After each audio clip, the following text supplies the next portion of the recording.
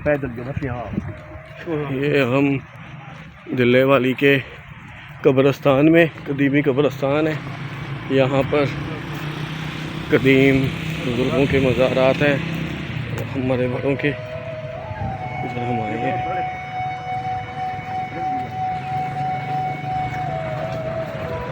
और यहाँ पर एक मज़ार है हमारे बुजुर्गों का, बाबा हज़रत बाबा नेक मोहम्मद, ये इनका मज़ार मुबारक है।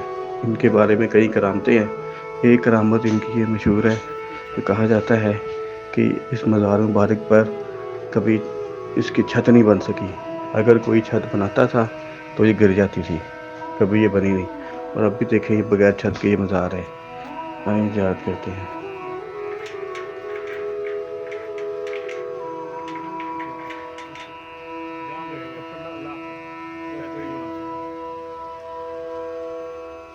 मज़ार के बारे में कुछ बताएंगे आप?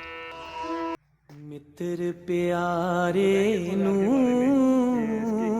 के बारे में हाल मुरीदां दा कहना।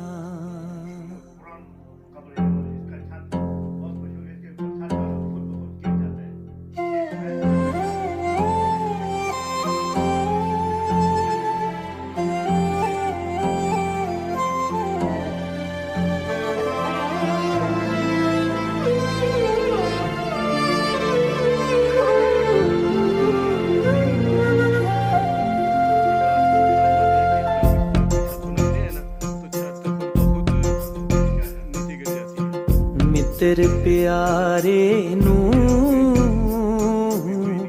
हाल मुरीदां दा कहना।